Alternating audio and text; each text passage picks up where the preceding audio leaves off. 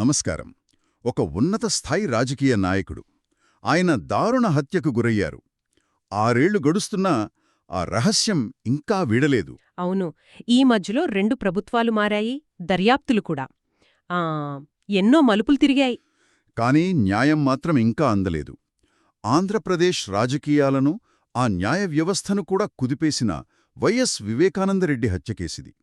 దీని గురించే ఈరోజు మనం కొంచెం లోతుగా మాట్లాడుకుందాం. తప్పకుండా.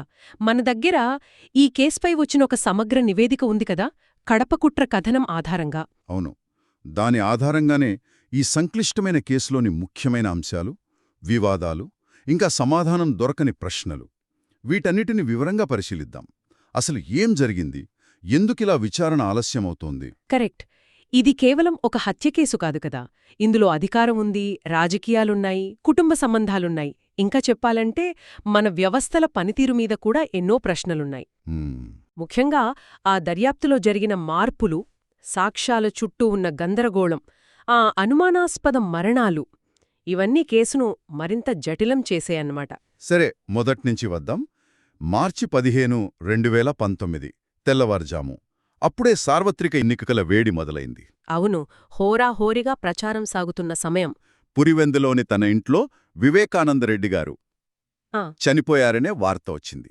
మొదట అందరూ గుండెపోటు అనుకున్నారు. అదే చెప్పారు కూడా.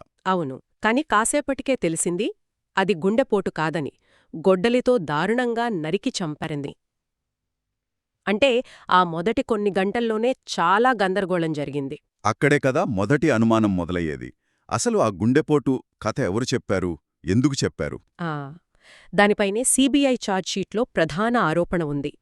కడప ఎంపీ వైఎస్ అవినాష్ రెడ్డి మరికొందరు కలిసి ఈ కథనాన్ని సృష్టించి హత్యను కప్పిపుచ్చే ప్రయత్నం చేశారని సీబీఐ అంటోంది. అంటే హత్యను దాచిపెట్టాలని చూశారా? అలాగని సీబీఐ ఆరోపణ.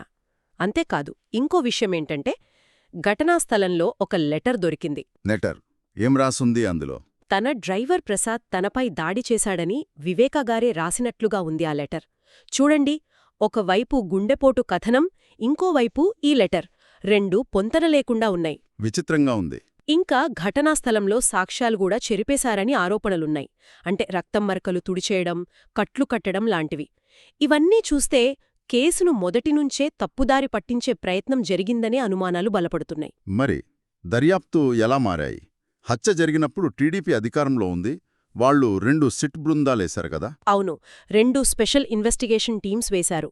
అప్పుడు ప్రతిపక్ష నేతగా ఉన్న వైఎస్ జగన్మోహన్ రెడ్డి గారు ఇది టీడీపీ ప్రభుత్వ కుట్రాని, తమకు రాష్ట్ర పోలీసులపై నమ్మకం లేదని, కేసును సీబీఐకివ్వాలని గట్టిగా డిమాండ్ చేశారు.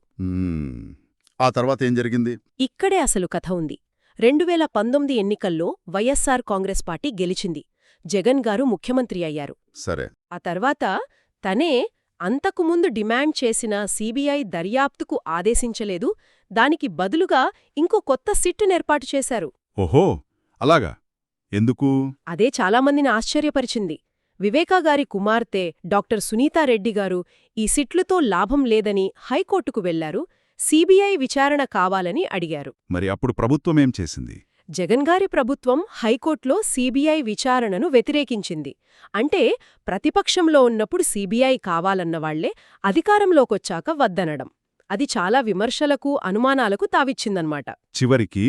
చివరికి డాక్టర్ సునీతారెడ్డిగారి న్యాయ పోరాటం వల్ల హైకోర్టు ఆదేశించింది. మార్చ్ 2020లో కేసు సీబీఐ చేతికి వెళ్ళింది. సరే, సీబీఐ ఎంటరయ్యాక దర్యాప్తు స్పీడ్ అందుకుందనుకోవాలి. అప్పుడే గదా కీలక పరిణామం.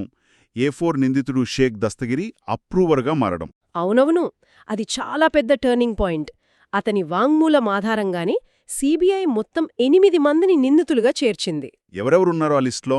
వాళ్ళలో 4, అంటే A1 నుంచి A4 వరకు హత్యలో నేరుగా పాల్గొన్నారని, మిగిలిన 4 A5 నుంచి A8 వరకు కుట్ర పండడం, సాక్ష్యాలను ధ్వంసం చేయడంలో భాగస్వాములని సీబీఐ ఆరోపణ. ముఖ్యంగా A7గా వైఎస్ భాస్కర్ రెడ్డి గారు, అంటే అవినాష్ రెడ్డి గారి తండ్రి, A8గా అప్పటికే ఎంపీగా ఉన్న వైఎస్ అవినాష్ రెడ్డి గారి పేర్లుండటం అది పెద్ద సంచలనమైంది. మరి అసలు హత్యకు కారణమేమని చెప్పింది సీబీఐ? మోటివ్? సీబీఐ ప్రకారం ముఖ్య కారణం రాజకీయమే. కడప ఎంపీ సీటు గొడవన్మాట. ఎంపీ సీటా? అవును. 2019 ఎన్నికల్లో అవినాష్ రెడ్డికి టికెట్ ఇవ్వొద్దని, ఆ సీటును తనకుగాని లేదా వైఎస్ షర్మిలాగారికి గాని వైఎస్ విజయమ్మగారికి గాని ఇవ్వాలని వివేక గారు జగన్ గారిపై బాగా ఒత్తిడి తెచ్చారని సీబీఐ వాదిస్తోంది.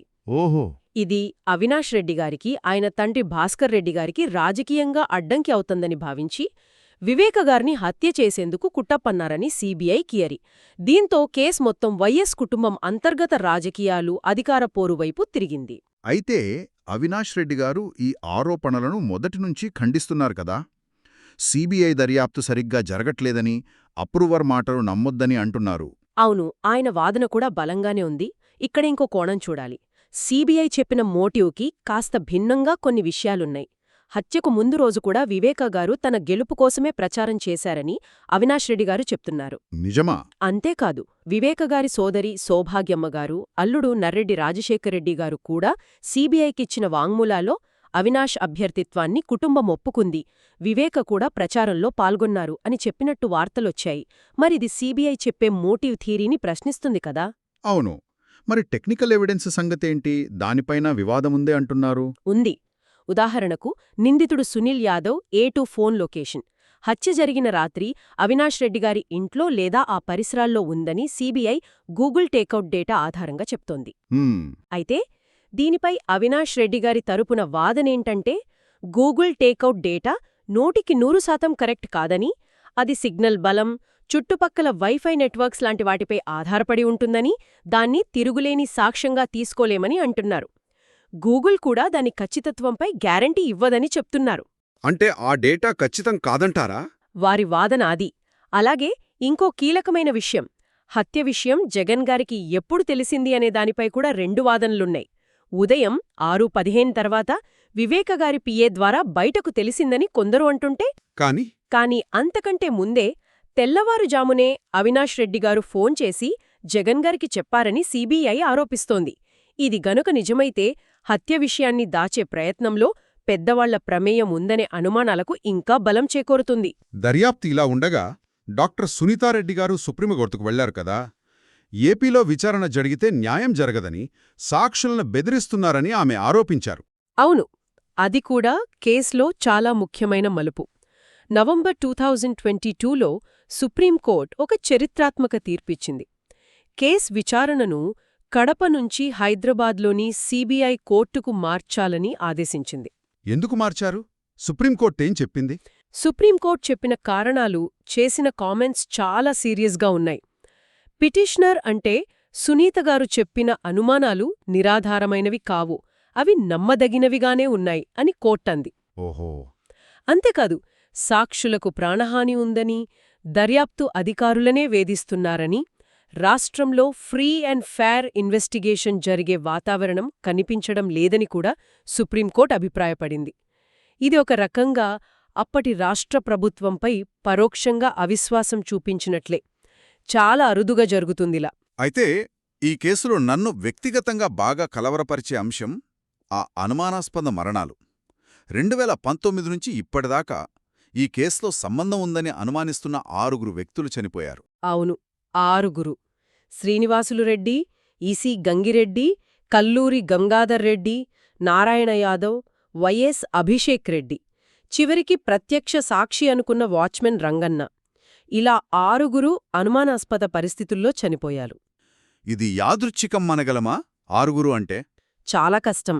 ఇది యాదృచ్ఛికమని కొట్టిపారేయడం చాలా కష్టం. ఈ మరణాలు చాలా అనుమానాలను రేకెత్తిస్తున్నాయి. వీరిలో కొందరు కీలక సాక్షులు కావచ్చు, కుట్ర గురించి తెలిసినవాళ్లు కావచ్చు. వీరి మరణంతో ఒకవేళ దస్తగిరి వాంగ్మూలానికి సపోర్ట్ చేసే సాక్ష్యం ఏదైనా ఉంటే అది పూర్తిగా మాయమైపోయే ప్రమాదముంది. ఇది కేవలం సాక్షులను ప్రభావితం చేయడం కాదు, సాక్ష్యాలను పూర్తిగా తుడిచిపెట్టే ప్రయత్నమేమైనా జరుగుతోందా అనే భయం కలుగుతోంది.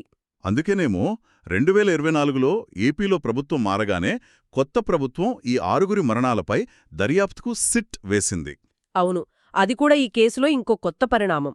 రాజకీయంగా కూడా ఈ కేసు ప్రభావం చాలా ఉంది గదా. 2019 ఎన్నికల ముందు హత్య జరిగితే అది జగన్గారి పార్టీకి సానుభూతి తెచ్చిపెట్టింది. అప్పుడు దాన్ని టీడీపీ కుట్ర అన్నారు. కరెక్ట్. కానీ 2024 వచ్చేసరికి సీన్ పూర్తిగా రివర్స్ అయింది. ఎలా? ఒకటి, సీబీఐ ఛార్జ్షీట్లో అవినాష్ రెడ్డి గారి లాంటి కుటుంబ సభ్యుల పేర్లు రావడం. 2 స్వయంగా జగన్ గారి సోదరిమనులే, అంటే సునీత గారు న్యాయ పోరాటం ద్వారా, షర్మిల గారు రాజకీయ విమర్శల ద్వారా హంతకులను జగనే రక్షిస్తున్నారు అని ఆరోపించడం మొదలుపెట్టారు. వివేకాను చంపిన వాళ్లు జగన్ పక్కనే ఉన్నారు లాంటి ప్రతిపక్షాల విమర్శలకు సొంత చెల్లెళ్ల మాటలే బలమిచ్చాయి.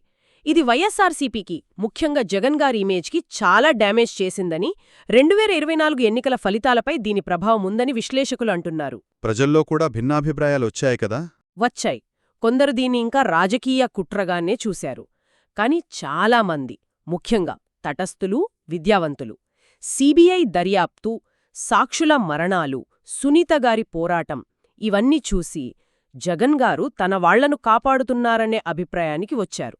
ఇన్ని జరిగినా సుప్రీంకోర్టు కేసును హైదరాబాద్కు మార్చినా ఇప్పటికీ, అంటే ఈ నివేదిక ప్రకారం సెప్టెంబర్ 2025 నాటికి హత్య జరిగి 6 ఏళ్లు దాటినా అసలు విచారణ అంటే ట్రయల్ ఎందుకు మొదలవ్వలేదు?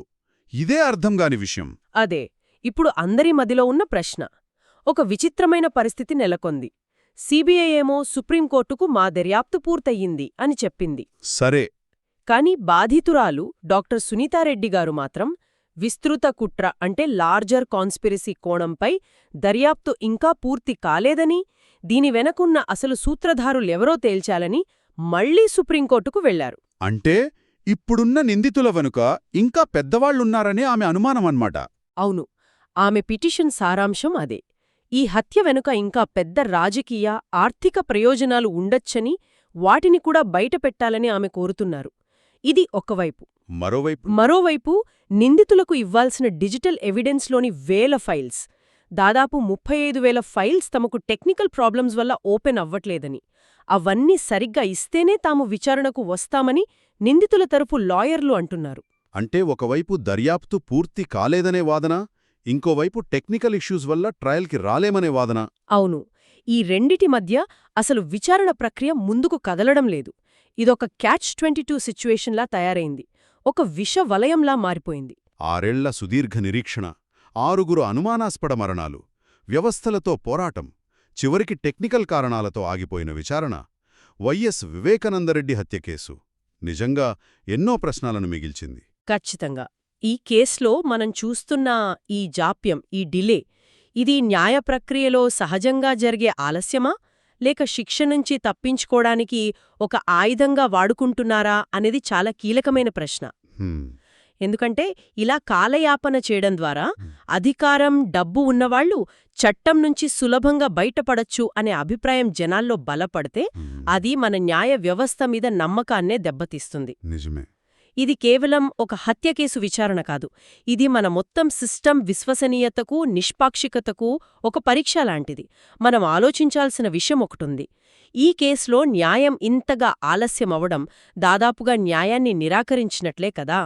Justice delayed is justice denied అంటారు కదా, అలా అనిపిస్తుంది.